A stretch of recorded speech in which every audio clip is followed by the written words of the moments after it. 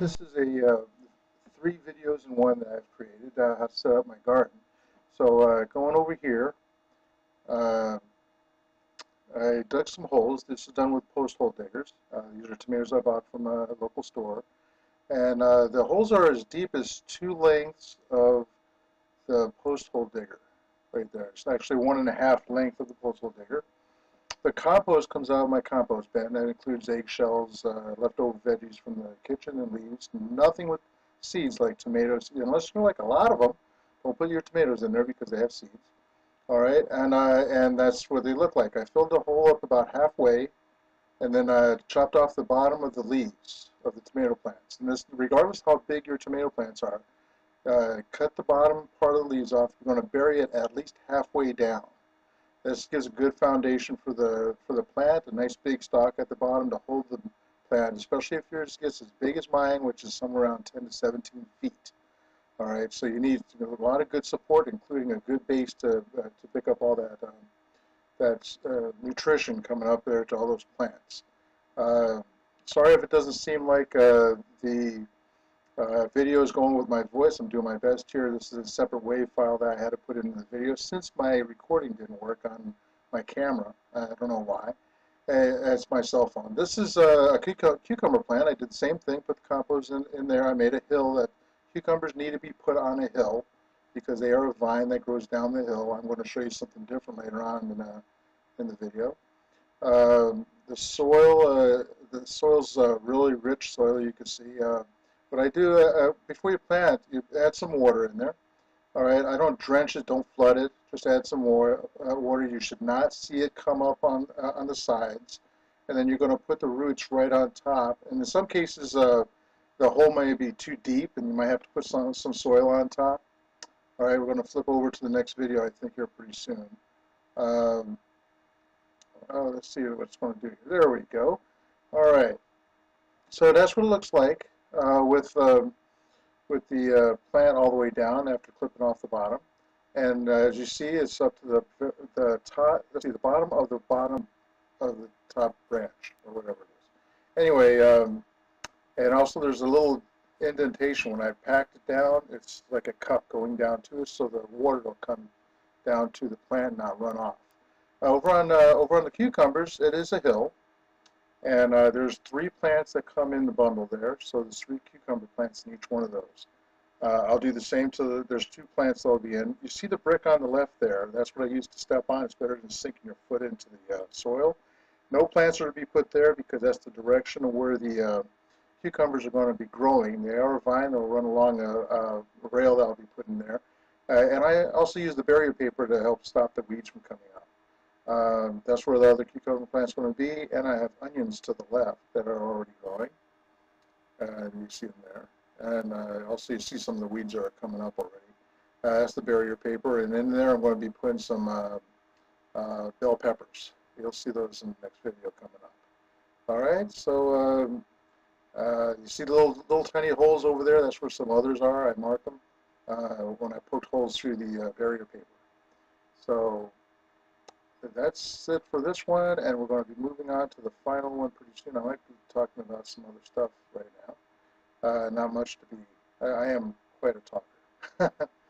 So while we're waiting, I do mix in 10-10-10 fertilizer, just sprinkle it on. I do put 2 bags of soil that I'll show you later on. That's what it looks like with all 4 of the tomato plants in. And actually, at this point, it rained for a day, and the temperature has changed. But you can see if I get closer, and I probably will, that the tomato plants are really standing up nice and tall. The transplant went very well. My cages are on there. There's 2 cages, the small round one and then a square one on the outside, because I'm telling you, these plants get big. And you need a lot of support for them. And you see my bricks there that I walk on. And then over to the left, and I'm talking about the supports right now in the video. And over to the left are the bell pepper plants, when we get over there.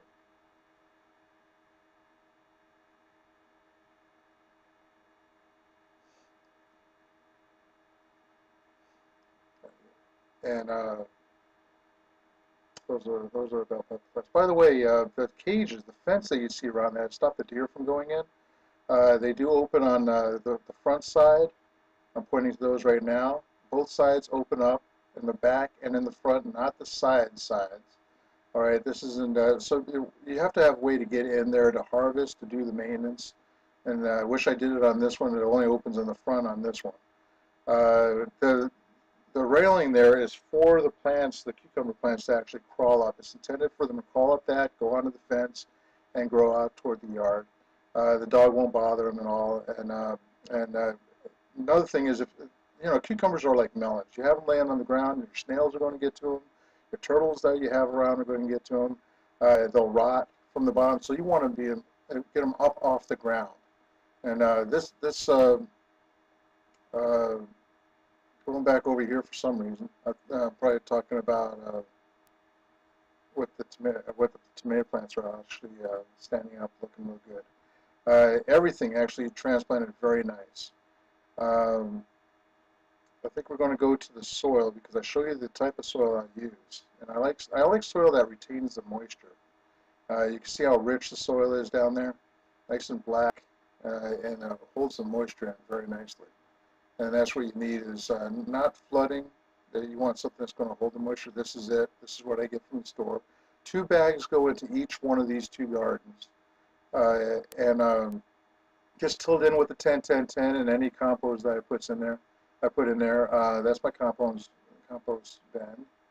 We're going to go over here. I'm going to show you the tiller that I have. It's a Mantis tiller. I think it cost me about $200 some 5 or 6 years ago, and that comes in extremely handy for small jobs like this. It's better than going renting one out every year and have to go back and return it, fill it with gas and all that. I'm going to take you over here to a couple of pots I put together. These I grew from seeds. These are black-eyed peas, and they'll grow up the bamboo sticks, and I have twine around the bamboo sticks, and I grow up there and onto the poles there, the railing, and then over on this other side, I have string beans, all from seeds. I'm going to show you a really cool way of making a greenhouse, real cheap, out of stuff you probably already have in another video. So these will grow up the bamboo with the twine going up on the gazebo. And now we're just talking, and probably walk back over and ending the video. There's only a few seconds left. Just walking back over. Okay, if you like this and you want to see the upcoming videos of this, please subscribe.